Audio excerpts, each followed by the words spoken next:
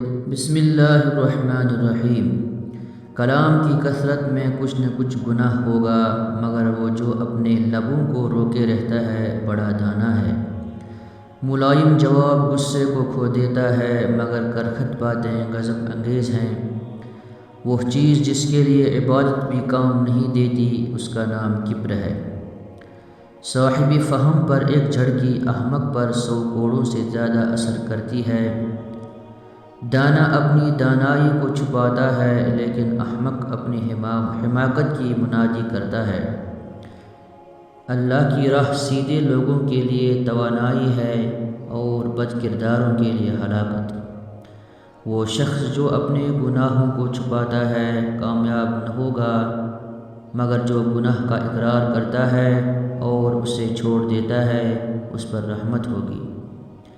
جھگڑا صرف معذوری سے پیدا ہوتا ہے، لیکن عقل ان کے ساتھ ہے جو مصلحت کو پسند کرتے ہیں۔ برے نیکوں کی اور شریر راست بازوں کی اطاعت قبول نہیں کرتے۔ ہر ایک محنت میں فائدہ ہے، لیکن زبانی جمع خرچ سے مفلسی آتی ہے۔ راستی اور انصاف اللہ کے نزدیک قربانی کرنے سے زیادہ پسندیدہ ہے۔ سخن جو موقع پر کہا جائے سونے کے سیپوں کی مانند ہے، جو رو پہلی ٹوکریوں میں موجود ہوں۔ وہ جو عالم ہے باتیں کم کرتا، سرد مزاج اور خرد مند ہے۔ احمق بھی جب تک چپ رہے عقل مند شمار ہوتا ہے۔ وہ جو بیوقوف کے ساتھ کوئی پیغام بھیجتا ہے اپنے پاؤں آپ کاٹتا ہے۔ سچا آدمی 7 مرتبہ بھی گرتا ہے اور اٹھتا ہے، لیکن شریر آدمی بلا میں گر کر پڑا رہتا ہے۔ وہ شخص جو غریبوں پر ظلم کرتا ہے اپنے خالق کی حقارت کرتا ہے، اور جو مفلسوں پر رحم کرتا ہے اس کی عزت کرتا ہے۔ نیکی قوم کو اعلیٰ بنا دیتی ہے، لیکن گناہ بے عزت کرتا ہے۔ گھر اور مال وہ میراث ہے جو باپ سے حاصل ہوتی ہے، لیکن دانش مند بیوی نعمت خداوندی ہے۔ اللہ تعالیٰ کا خوف عقل کی انتہا ہے۔ اللہ تعالیٰ کے خوف سے عمر میں اضافہ ہوتا ہے اور شر پسند کی عمر کم ہو جاتی ہے۔ اللہ تعالیٰ ان چیزوں سے کینہ رکھتا ہے، اونچی آنکھیں، جھوٹی زبان، وہ دل جو بڑے منصوبے بنائے، وہ گواہ جو جھوٹ بولے، وہ شخص جو بھائیوں کے درمیان جھگڑا پیدا کرے، وہ پاؤں جو جلدی برائی کی طرف دوڑے، اور وہ ہاتھ جو بے گناہ کو نقصان پہنچائے۔ بیوقوف کو اس کی حماقت کی مانند جواب مت دو، ایسا نہ ہو کہ تو بھی اس کی مانند ہو جائے۔ عمدہ تعلیم سب سے اچھا جہیز ہے۔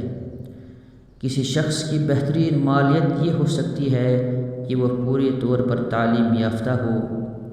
تعلیم یافتہ بہترین خیرات ہے۔ شریر کی بدکاریاں اس کو پکڑ لیں گی اور وہ اپنے ہی گناہ کی رسیوں میں جکڑ کر جائے گا۔ جھگڑے کو پیشتر اس کے کہ تیز ہو جائے چھوڑ دو۔ وہ جس کے دل میں برائی ہے بلائی نہ پائے گا، اور جس کی زبان میں نکتہ چینی ہے آفت میں گرے گا۔ وہ جو مسکین پر ہنستا ہے گویا اس کے بنانے والے کی حقارت کرتا ہے۔ جاہل اپنے دل میں جو کچھ ہے ظاہر کرتا ہے، مگر دانش مند اسے آخر موقع تک چھپائے رکھتا ہے۔ ہر شخص سچا دوست تلاش کرتا ہے، لیکن خود سچا بننے کی زحمت گوارا نہیں کرتا۔ ایک مخلص اور دانا دوست پھلدار درخت کی مانند ہے، اگر اس کے نیچے بیٹھو گے تو سایہ دے گا، اور اگر اوپر چڑھ گئے تو پھل پاؤ گے۔ اگر تو کسی کے ساتھ رشتہ دوستی قائم کرنا چاہے تو بعین خیال کے وقت مصیبت وہ تیرے کام آئے تو پہلے اس کو غصے میں لا کر آزما۔ اگر بحالت غضب اس کو منصف پائے تو اس کی دوستی پر مائل ہو، وگرنہ بچا رہ۔ سچا دوست جان دوم ہے اور چشم سوم۔ جس طرح دشمن احسان کے ساتھ دوست ہو جاتے ہیں، اسی طرح دوست جور و جفا سے دشمن بن جاتے ہیں۔ نیکی کر اور مخلوق کو طریق نیکی سکھلا، اور بدی سے دور رہ اور خلق کو بھی بدی سے دور رکھنے کی کوشش کر۔ بری اور شریر عورتوں سے خدا تعالیٰ کی پناہ میں رہ، اور نیک عورتوں سے بھی پرہیز رکھ کہ ان کی طرف میلان کا نتیجہ شر ہی شر ہے۔ جس بات کا تو علم نہیں رکھتا منہ سے مت کر، اور جو جانتا ہے مستحق کو بتانے میں دریغ نہ کر۔ اگر بات کرنا چاندی ہے تو چپ رہنا سونا ہے۔ غصے میں ہاتھ کی اور دسترخوان پر پیٹ کی حفاظت کرو۔